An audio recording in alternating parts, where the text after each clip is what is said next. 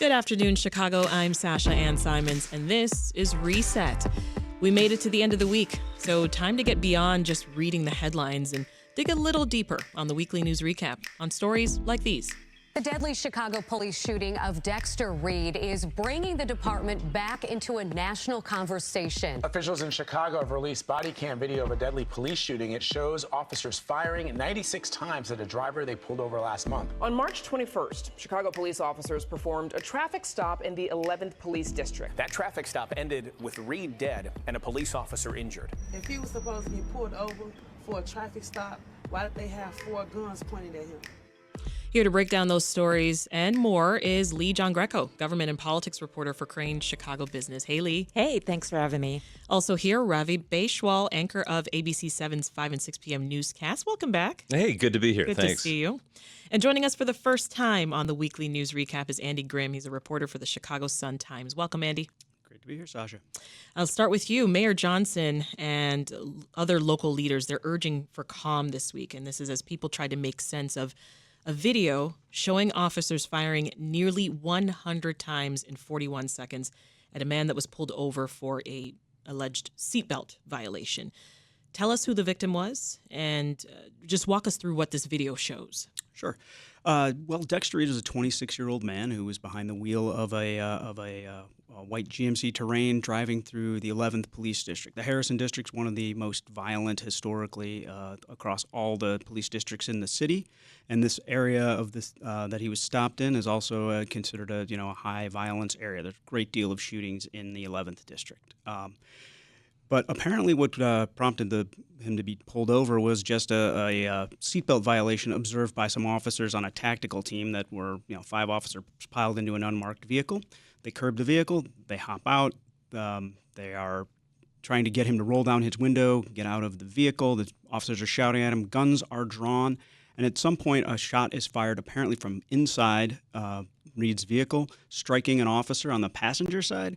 And then that touches off a immediate shootout. And for over a period of about 40 seconds, there were more than 90 shots fired, and an officer wounded in the wrist. And Reed was eventually shot as he tried to get out of the vehicle. Yeah, you mentioned there that we hear an initial gunshot, and it apparently comes from inside the vehicle. Are you hearing any doubts, though, Andy, about CPD's account of the sequence of events and that Dexter Reed fired first? So there is a memo from the director of the Civilian Office of Police Accountability that does question the officers' rationale for the initial stop, questioning whether they would have been able to see through the tinted windows of Reed's vehicle that he wasn't wearing a seatbelt. Also, the demeanor of the officers. They also raise questions about the volume and the proportionality of the response. A single officer among the 4 that did fire their weapons fired, they said, 50 times, including 3 shots after Reed appeared to be immobile on the ground. As far as whether or not Reed fired first, that does seem to be the conclusion preliminarily of COPA is that is in fact true. There is an officer with a bullet in his arm. And we have body-worn camera video. We also have surveillance footage from like a Ring camera or surveillance camera from a house across the street that gives a pretty good perspective. Does seem like there's some sort of like a puff of smoke from the window, and then preceding all of the other shots. Now, this is all in the hands of COPA, the Civilian Office of Police Accountability, and the state's attorney to decide whether these officers acted reasonably. Let's play a clip here of King Fox. When deadly force is used, that the need for accountability becomes even more paramount. It will be our job, based on the totality of the evidence, to determine whether the use of force in this case was beyond that force which is allowable under the law. Any idea when they'll be done investigating this? These can take a long time. The video was released, within 3 weeks of the shooting that took place by COPA. The investigations can take much longer, criminal charges longer still. It's certainly moving a lot faster than another controversial police shooting where the volume of gunfire was questioned. That would be the Laquan McDonald shooting by Jason Van Dyke.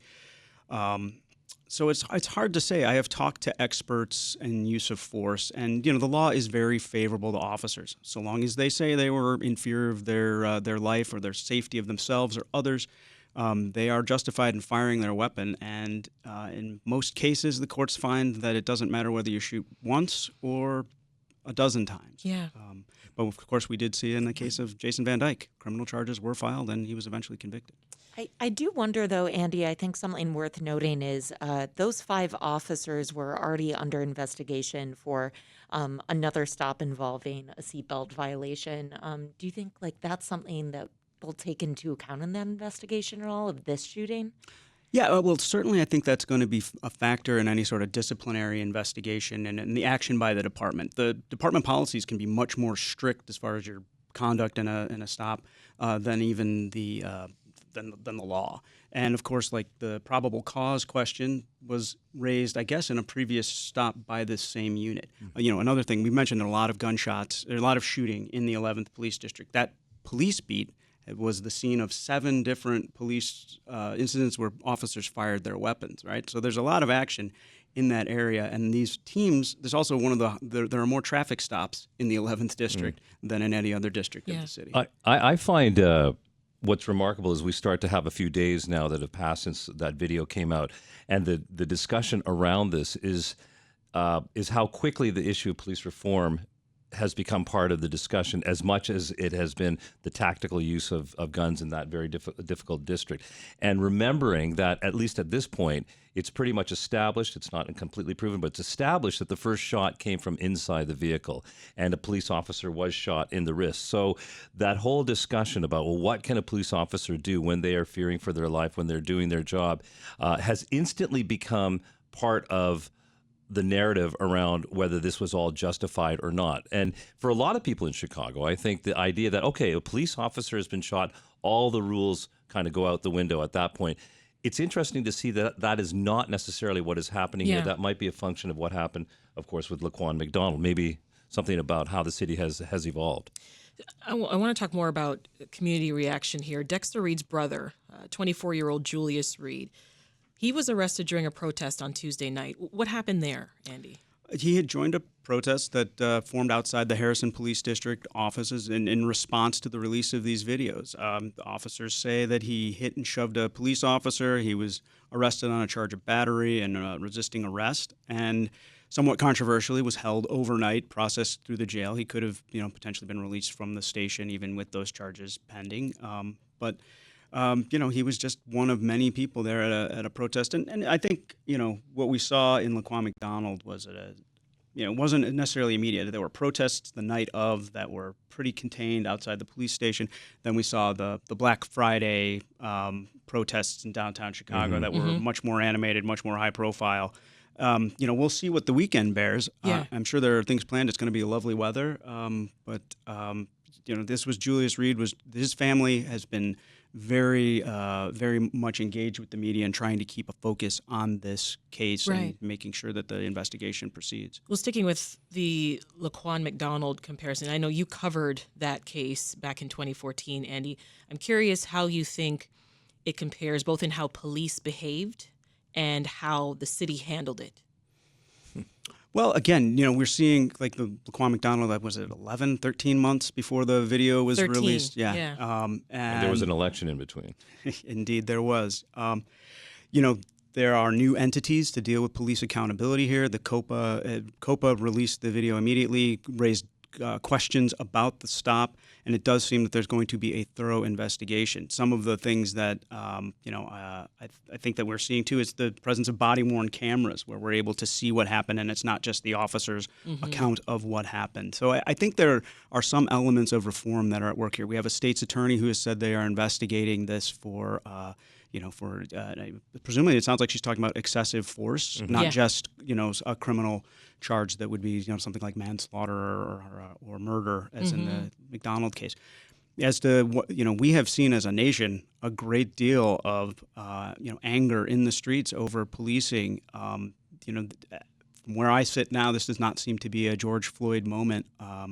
But I think that it is continuing to show that there are still a ways to go, because I think what I hear people saying is they stopped this guy for a seatbelt, not wearing a seatbelt, and it suddenly escalated to 100 shots in the air. At that same press conference where we just heard from Kim Foxx a moment ago, faith leaders were there questioning why plainclothes police officers would pull someone over for not wearing a seatbelt. I mean, are you hearing some similar sentiments, Ravi, from community activists as well? Without a doubt, they are ready to speak about that in large measure. Also, I was struck by the video of this entire exchange because in the first part of the video, you see this white car which has been curbed, which Dexter Reed is in, and it's actually has a very pristine kind of quarter panel and door. And then in the next video or 2 or 3 shots later, it's literally just shattered with bullet holes all the way through, which gives you an indication of how much force was brought to bear in that moment. But again, what I think is really remarkable here is there isn't a lot of argument about where the first shot came from. And if a Chicago police officer is shot, what are the rules then? I mean, that's where the narrative changes quite differently from other situations we've seen with Laquan McDonald, with George Floyd, and so on and so forth. And I think that speaks to where sort of society is in terms of trying to comprehend what actually happened here, what is wrong here, what needs to be dealt with in terms of reform. That reform question came up instantly. Yeah. Leigh, community activists and faith leaders, too, they're also questioning whether Dexter Reed might have had doubts about whether those were, in fact, actually police officers just because they were in an unmarked vehicle. Do you think perhaps we'd hear more about this? I'm not sure in that sense about, those doubts, and I think that's very hard to know, given obviously Dexter Reed can't speak to that. I'm interested, kind of looking forward, how the new state's attorney, whoever that will be, I mean, presumably it's going to be Eileen O'Neill Burke, is going to handle this. This case is coming at a really interesting transition point from Kim Foxx, who has had this very progressive agenda, and Burke doesn't seem like she's going to be quite as progressive, although she has said that, things like the Safety Act, she still stands by those. On the question of the traffic stop itself, too, this was something that a reporter at WBEZ was talking about this morning, that basically traffic stops have gone up while stop and frisks have gone down among CPD. So there's basically just been this trade-off. So kind of looking at those trends, I think, will be interesting. I don't know, Andy, you probably have more to dig into there. Yeah, no, I mean, I think that may be the debate that we have is, about these pretextual stops. I mean, obviously these are traffic violations. They watch.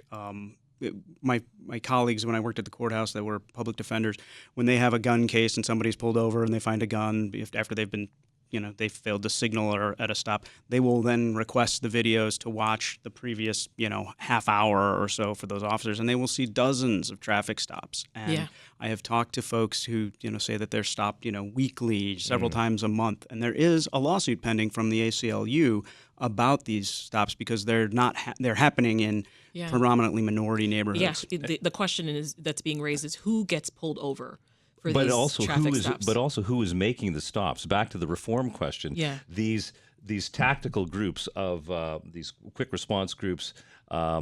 There are 4 or 5 people, as you said, in an unmarked car, jumping out with heavy machinery, practically militarized, and they're in already an area that has a reputation, the 11th District. Yeah. They're obviously where the hot spot is, which is a long-term way of policing here in Chicago. Yeah. And getting inside that question, I'm still struck, though, by the fact that even if the first shot came from inside, that there is a question about what that police response needs to be. And again, that's what makes this a national story. It's been amazing to see in the 24 hours after this happened how every network, every cable network had experts from all around the country talking about this and how it was happening in their neighborhood it was in the well. New York Times, all the papers. And I think the video was pretty compelling, that part I talked about earlier, but it really is something that society has to wrestle with. What can police do when they feel they're under siege? On the topic of who gets pulled over for these traffic stops, 2 important stats to note. The ACLU, as Andy brought up, they've reported that 63% of traffic stops in Chicago target African Americans,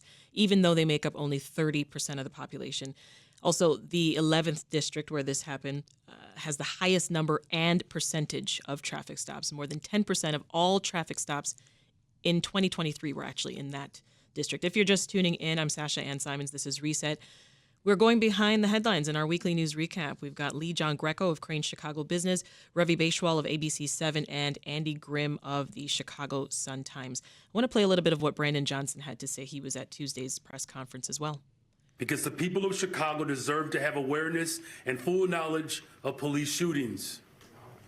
When someone is shot and killed by police in our city, my administration will lead with transparency.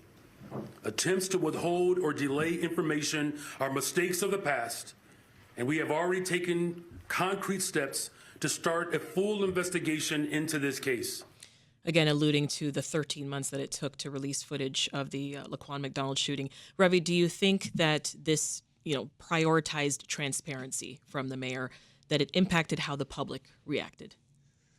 Us being able to see this just, yes, so quickly after March 21st. And I think that sense of expectation was there after Laquan McDonald. It is obviously something that Mayor Johnson ran on and spoke to in terms of how the city needs to do its business. So he had to respond as kind of on point as quickly as possible. And in his very first utterances about this, saying it's never acceptable to shoot a police officer, and Chicagoans deserve to have police that are operating in the most fundamentally fair manner. It was in practically the same sentence. That to me was a change in what the expectation is around how police matters ought to be governed in the city. Yeah.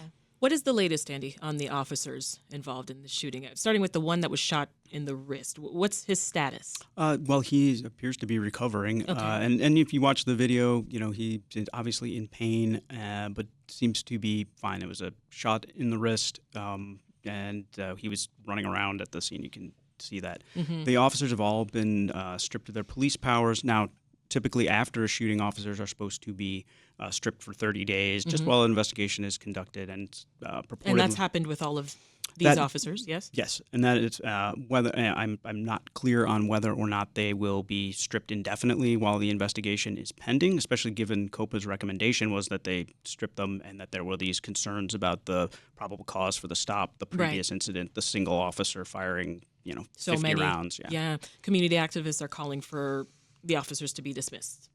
Yeah, which is a long process that may get longer, but that's another story about the union contracts and labor law here. But yes, that. You briefly mentioned use of force earlier. You've been looking into data on this in the 11th District. Can you tell us a bit more about what you found out? And you talked with experts. Yeah, so I spoke with the use of force experts about the stop itself. I think a lot of people look at this, again, the context that we have is that this was about a guy not wearing a seatbelt. Experts that I spoke with just sort of questioned. He said, every indication from the way they got out of the car and the officers and the way they immediately, one officer pretty much has his gun trained on the vehicle the entire time, even as his colleagues are at the window. He said, the way to do this it appeared to him that this was a person that they had some knowledge was armed, potentially dangerous, whether they stopped him for a seatbelt or not, if that was the pretext, that they had thought something was up. But he still felt that the way you would still conduct this would be to summon a uniformed officer in a marked car to do the traffic stop, that this would somehow de-escalate the situation. The person inside the vehicle would know who is there. It's hard to tell from the video how clearly they announced their office and from what his perspective was. I mean, they are wearing... That's actually one of the big criticisms, right, about these strike forces, that the whole issue of de-escalation, which was an enormous lesson learned supposedly out of Laquan McDonald, does not seem to be part of the standard operating procedures of these groups that go into those tough neighborhoods. So there's a hole in terms of application of police reform in that regard. Yeah. Whether it's justified, that's, again, the police Remains union to would be say, answered. wait a second, you walk a mile in the shoes of those police officers and see what it is that they're feeling and seeing and knowing and doing and what kind of intelligence they have. So it gets down into that granular analysis of what's gone on here. Yeah, I think that was part of what struck me about watching that video was sort of that immediate level of aggression as they came out the gate. And then, of course, followed by, the 96 shots that you hear when you watch this is in 41 seconds. It's stunning, and I say that not in a it's just shocking, and it's hard to watch, and it's difficult to hear that. So hard to watch. I refuse to watch it. I have not. I have avoided it thus far.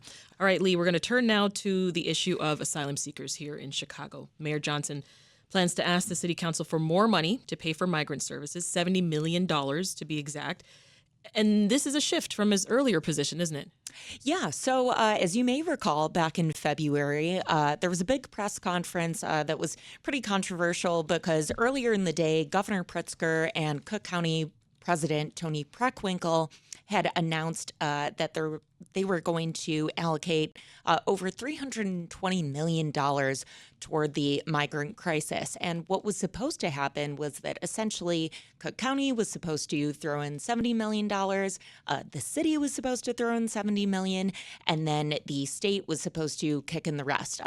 But it was very strange that this announcement came from Pritzker and Preckwinkle, but the city itself was left out of this. And so when there was a press conference later that day at City Hall, everyone was asking, hey, is the city kicking in their part? And Johnson basically said, what $70 million are you talking about? I have no idea. And now all of a sudden, that $70 million is back on the table. And it seems that next week, City Council is going to vote on that. My colleague Justin Lawrence and I have been reaching out to alders on this. It looks like that money will not come from ARPA. Those are the federal funds, the federal COVID dollars that the city has dipped into earlier for the migrant crisis. The city has said, many times since then that they're not going to use any more COVID dollars for the migrant crisis. So it seems that this money is going to come out of the city's general fund. Now, whether City Council actually allocates that remains to be seen. There are a lot of folks that say, hey, we need this money for the crisis. But on the other hand, I think you're going to see the usual suspects come out and argue against this. The Black Caucus has been very upset over allocating more money toward the migrant crisis, saying, hey, South and West Sides have long been ignored by the city. Why are these new folks suddenly getting this money? Yeah. So I think it'll be interesting to watch. Do you think, Ravi, that the mayor's anticipating more migrants will be sent to Chicago as this DNC approaches? Well, he better be, because that is exactly what everyone is planning for. Yeah. And the optics of that for the Democratic National Convention, which is coming up in August, are going to be too compelling for the governor of Texas, for example, to not ensure, I would guess, that many buses are sent into Chicago, to underline what has happened with immigration policy in America. And I think that, by the way, that convention is going to be, we are going to be front row center, Chicago, in world news, like for days and days and days. At least that's what we're planning for. And I think that the fact of the matter is that, as in terms of how it affects city politics and some of those constituencies you talk about, is fascinating in and of itself. But I was struck by what the governor said. Like, let's be clear about how we're helping these migrants. We are giving, no one's living in luxury here. We're giving them like food and coffee and bathrooms. The and bare minimum, the bare necessities. Like two showers a week, that kind of thing. I mean, it's also, our collective these migrant humanity. shelters are not in great shape, as we have seen with the Pilsen migrant shelter.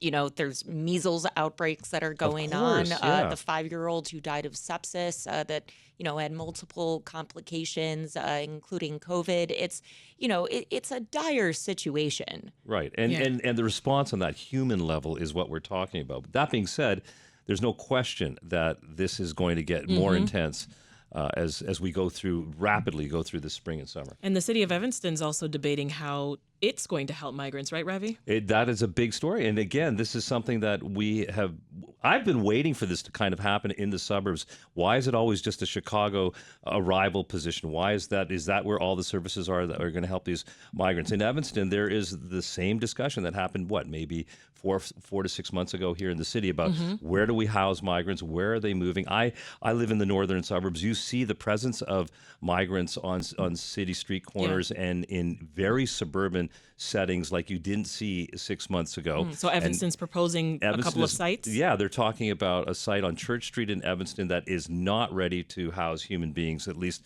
in terms of the repairs that need to be done there. They're also talking about housing them at the Civic Center, the old Evanston City Hall, because that building is quite decrepit, and they're actually moving city staff out of Evanston and putting them in other office situations and office buildings in the city to do their work while they supposedly fix up this old old City Hall. I see. But now they're talking about making that a temporary shelter for migrants. There are lots that are coming there. And again, it goes right to the issue of such a progressive place like Evanston having to live its values about, well, where do we respond on that human level? And the people who want to be seen to be on the right side, the correct side of that equation, at least in their minds, there's a culture of that in Evanston, but it's butting up against the impracticalities Right. and the difficulties of that. As we're talking about the suburbs, good time, Leigh, to get an update on former Mayor Lori Lightfoot. We're going to head to South Suburban Dalton. There's a lot of drama happening in that village. Let's start with allegations of financial impropriety. Yeah, so the mayor of Dalton, Mayor Tiffany Henyard, has been accused basically of, lavish spending, spending on, flights to Las Vegas, hotels there and everything. And so the village trustees have called in Mayor Lori Lightfoot. She's putting on her investigator hat here.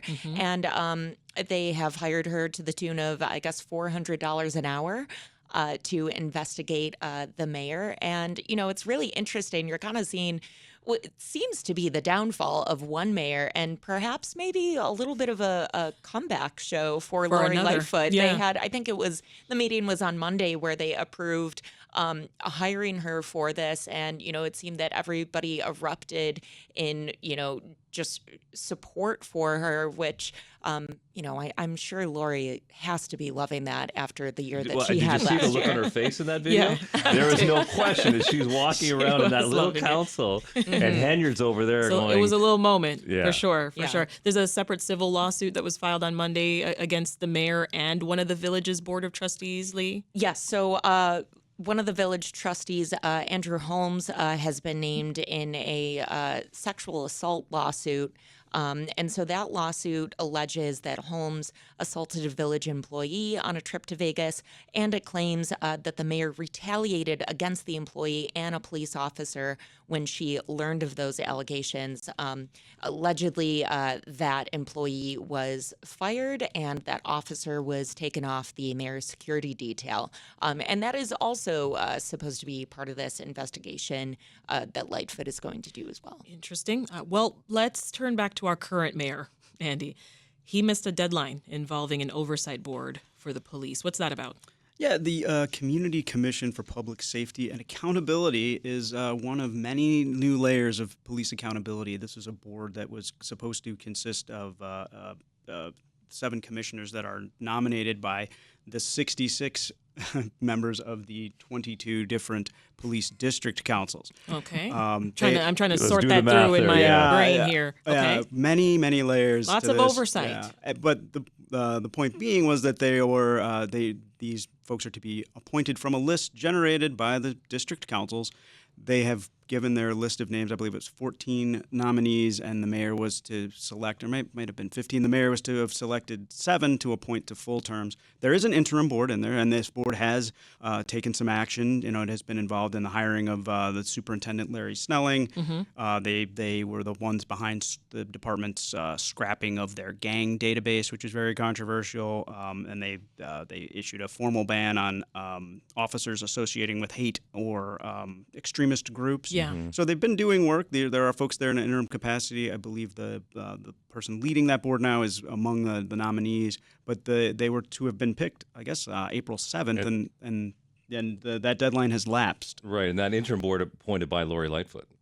So there's still some busy lady. progressive piece to that, given what you just said in terms of what they have actually done. Yeah, and Leigh, this isn't exactly a new issue for Mayor Johnson, right? He's been criticized before for being slow at filling some key positions. Yeah, I mean, early on in his term, he argued, hey, we're trying to get our feet under us, give us some time. And yet he seems to still make that argument today. I mean, we just, or rather the mayor just celebrated the 1-year anniversary of his victory in the primary last year. So, he's almost a year into his term now, and he still has positions that either he hasn't filled or that he took a very long time to fill. For example, they announced that they were going to have a chief homelessness officer in the fall, and they only filled that position until fairly recently. Yeah. There are other major positions that I think folks in Chicago don't really think about day to day, but are very important for the city. For example, the federal affairs position, that's essentially the lobbyist for Chicago. They are based in D.C., and their job is to interact with the Illinois delegation on Capitol Hill in D.C., and also all those different federal agencies that are very important, bringing the pork home, so to speak, but also dealing with crises like the migrant crisis right now. And so they have someone in that position, but it's not official. They're still just an acting position. And so, I'm just not really sure what's the holdup. There's also been a switch at the chief of staff position, right? I mean, Richard Gaitis, who was a well-known hand at City Hall, worked in all kinds of different departments. He headed up emergency operations and communications. He was considered to be a steady hand to help a new mayor understand the machinery of civic government. He's gone. He retired. And so Christina Passione-Zayas, CPZ, that is the initials. There was JFK, there was LBJ. Apparently now there's CPZ. Now there's CPZ. And I know her very well. I would like to think I'm one of the first people that helped get her some exposure in terms of television as an advocate for the Puerto Rican community, the Latino community, and the Humboldt Park and the West Side. She's very capable, very strong. She's a former state senator. She has a learning curve as well as a chief of staff. So that's all part of the growing pains, I think, too. I do think, to your point about, Rich Gaitis leaving, everybody expected Rich Gaitis to leave. And, the rumor was basically that CPZ was going to take over for him eventually. I think there was some talk about, maybe it'll be COO John Roberson. But it was assumed that CPZ would take over. I think the question was more so, will he leave before or after the DNC? Everybody thought he was hired for that chief of staff position because of the experience that he had at OEMC. I did ask Christina Passione-Zayas about that last week when I interviewed her for my profile, saying, hey, are you worried that there's no one at the helm that has that OEMC experience before the convention? And she ticked off, a list of people in the Johnson administration that she believes have enough experience. But, I think that's remain to be seen, I guess. All right, let's jump quickly to Springfield here before we take a pause. They're considering a bill that has to do with teacher evaluations, Leigh. What's that about? Yes, so right now, Chicago public school teachers, they use this evaluation. It's called the REACH evaluation. And critics, chiefly the Chicago Teachers Union, have said that these evaluations are biased against Black teachers. And there have been multiple studies, at least 2 studies on this, one from the University of Chicago, that have pointed out that Black teachers in CPS will score lower on these REACH evaluations than their white peers. But those same studies pointed out, well, those Black teachers are also overrepresented in schools that, are in poorer communities. So the argument is basically, well, they have the deck stacked up against them because they're dealing with students who have less resources themselves. Yeah. And so this proposal from Cam Buckner would give the Illinois State Board of Education the ability to examine teacher evaluation procedures and determine if, quote, there are racial, ethnic, socioeconomic, or geographic factors that undercut how these CPS teachers are rated. And then if they determine that, there are these biases, then the Chicago Board of Ed and the CTU would negotiate to create a new evaluation system. And now the other thing to kind of think about here is that CPS is worried that this is basically a go around the negotiations that are supposed to happen between CPS and CTU, those contract negotiations. And Cam Buckner pushed back against this, saying, hey, we've done this before. Bills have come out of Springfield that, give teachers more leeway to negotiate around layoffs and that sort of thing. But I do think this is part of a broader strategy from Stacey Davis Gates, who has said that she is going to take her fight when it comes to these contract negotiations to Springfield and to D.C. Right. Let's close this section of the recap, Andy, with a very different story. A man was released from prison after serving 11 years for a wrongful murder conviction. Quickly walk us through this case and what's next for the 31-year-old, Anthony Robinson. Yeah, so Anthony Robinson was injured in a shooting. He was wounded himself in late 2012. And then in early 2013, he was arrested and charged with the murder of another man by the name of Kelvin Jemison. So this was out in front of the Washington Park homes, allegedly. The police said that Anthony Roberson was a guy who was seen by witnesses jumping out of a car, chasing this guy down, running down Kelvin Jemison, shooting him, killing him, and then running back, getting in the car, and driving off.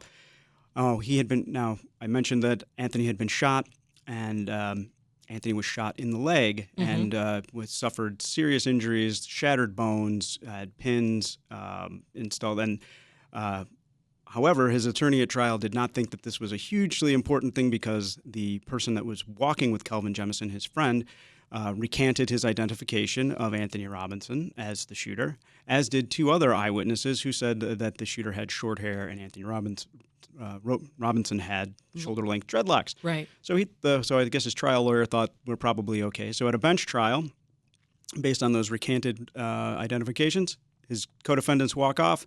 But unfortunately, the judge convicted him, sentenced him to 55 years in prison. Subsequently, the x-rays were introduced as evidence, and a doctor said that he probably couldn't have walked without crutches. Right. And so he did get out, and that was one of... wow. Yeah. What a journey. We also want to mention a loss this week. Many are mourning the death of Cook County Clerk Karen Yarbrough. She had a long career in public service, including as a state representative and Cook County recorder of deeds. So our thoughts are with her friends and family. All right, Ravi, let's turn to what's become our weekly sports stadium update. Which team? Amateur, professional, college? I Which one do only you want to have talk time about? for the Bears today, so give me the latest developments. The Bears have had some discussions with the city officials who would be talking about some sort of subsidy from the city and what might go into some kind of a deal to be able to make something happen on the lakefront again. So the lakefront option seems to be leading once again, despite the best hopes of the city fathers and mothers in Arlington Heights, where they actually bought the old racetrack there for $326 million. But it appears that there's some advanced discussions happening that there would be a deal for a new stadium that would involve some $2 billion worth of private money through the Bears. But be very careful about how the language is used here. That does not say that that's the total budget for it. That does not say that there is going to be an ask for public money in whatever this project ends up looking like. And there's no question that those who want to protect the parks and those who want to protect the lakefront are going to have their say in all of this. So that is going to evolve over the next little while. In other development news, we learned construction of the Obama Center can continue in Jackson Park. Right, Leigh? Yes. So this was a U.S. Appeals Court that issued their decision siding with it was actually this lawsuit was against, for some reason, Secretary of State Pete Buttigieg. I'm not really sure. But in any case, it allowed the construction to go through. This 3-judge panel said, we hope this will be the final installment in a long-running challenge led by a group called Protect Our Parks. It was kind of an exasperated decision that came down from this panel, to be honest. The more I cover these lawsuits, the more I see that a lot of these judges are really snarky. But essentially, Protect Our Parks was arguing that, the Obama Center has no place in Jackson Park. It should be on public land. They have been suing over this since 2018 now. And so maybe this is the end of the road. And perhaps we will see, construction end in 2026 now. Which is now the new goal, right? Yes. The new target. Let's turn to something different, Ravi. Mayor Johnson renewed his call for a ceasefire in Gaza this week. This was while attending an Eid festival marking the end of Ramadan. And Palestinian supporters, they're turning to him for additional political support, right? Can you fill us in?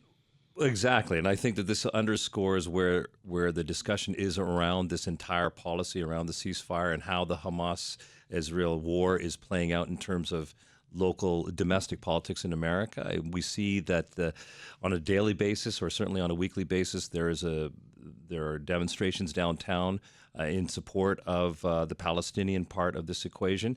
And certainly on the progressive side of politics, and especially within the Democratic Party, that voice is incredibly strong. It's getting stronger. You're seeing the kind of impact that's having in terms of, looking at what the whole presidential race is going to be looking like coming down the pipe. So Mayor Johnson has waded in on this and has made it very clear that he sees that side of this equation. And I think it does speak to where we go with this issue over the next 6 months, leading again to what's going to happen at the Democratic Convention. Yeah, pro-Palestinian protesters, they want him to intervene so that they can march closer to the DNC headquarters in August.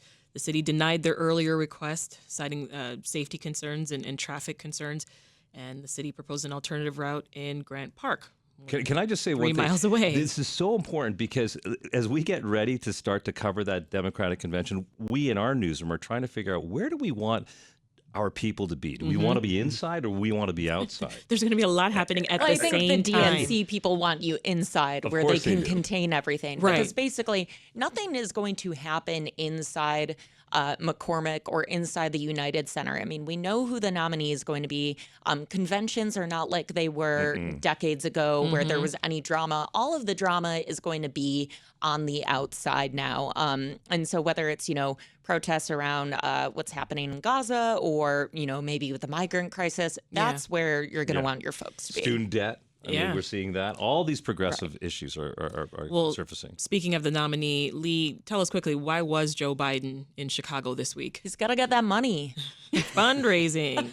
He was over at Michael Sachs' house for a small fundraiser with 40 people. And as you mentioned, there were also protesters outside. They were protesting against President Biden's support for Israel and Gaza right now.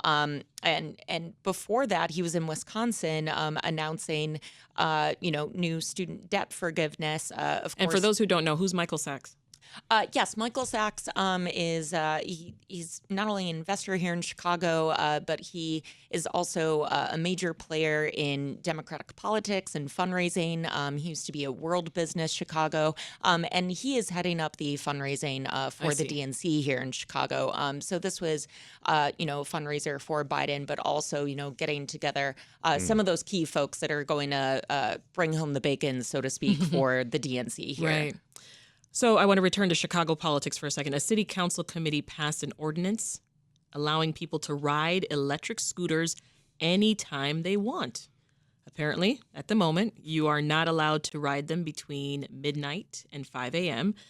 Thoughts, Andy? I mean, have you been tempted to ride a scooter home from, say, a bar at 2 a.m.? I think the people that are tempted to ride a scooter at 2 in the morning are probably the last people that should be riding them. So you think this is a good idea? Yeah, I would like, if they could keep them off the sidewalks, generally speaking, 24 hours a day. I think that would be the thing to tackle first here. I don't know that we need late night That is so scooter. hard to police. I was in Portland last year on a story, and it was really hard to walk on the sidewalks. I was in Indianapolis just over the last week, and same sort of thing. I mean, there are no rules of the road, it seems, for a lot of folks. I don't think most people know that they can't ride the scooter between midnight and 5 a.m., though. Now they can. Now they can. If you don't want to ride an e-scooter home from your late night out, you might soon have another option. Ravi, what's Uber's app doing? It's changing. They are making it such that you can actually call a taxi, a good old-fashioned taxi on the Uber app. It will be like having an Uber X, so a little bit more expensive. It's an attempt to sort of obviously cast their net wider.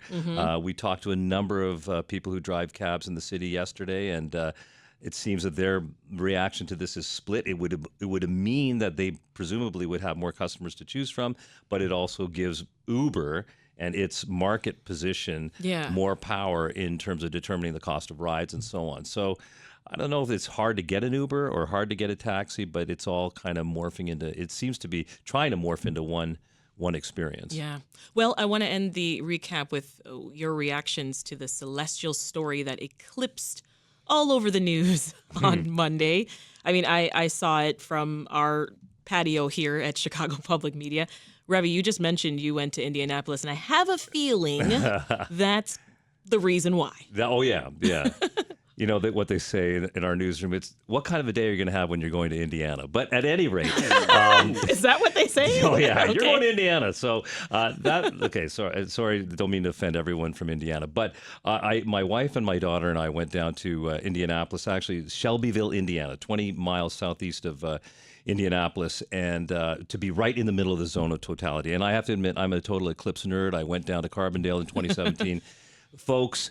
It was mind-blowing. It was like looking, I don't know if you're spiritual, if you're religious or what have you, but it was like looking when it actually happened in that zone of totality. The moon comes over the sun, everything changes, and it's like you're looking, if you will, at the face of God. It is unbelievable, the energy, the light changes. All of a sudden, you're in this, essentially, it feels like a giant diorama. There's Mercury, there's Venus, here's Earth. We're standing on Earth. There's Jupiter, there's Saturn. It all lines up just the way. But can you see the other planets? You can see it. You can see it as clear as day. Oh, wow. You can practically see the rings on Saturn if you've got really good glasses on. But it's because of the way the light changes and the kind of the refraction of the light, if for lack of a better term. But for me personally, I started to cry. My wife immediately started to cry, and it's because it's like a confirmation for me of where we are in the cosmos. And in fact,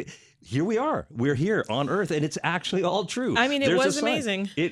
And that It was folks amazing. go to that zone of totality once in your life, find it. The difference between that and being 99.9% beside it, it's all the difference in the world. We'll have to leave it there. Incredible experience. Thanks for tuning into the weekly news recap. My thanks to Ravi Baichwal of ABC 7, Chicago Sun-Times Andy Grimm, and Leigh Giangreco from Crain's Chicago Business. Thank you all so much. Thank you. Enjoy the weekend. Thanks. And that is it for Reset.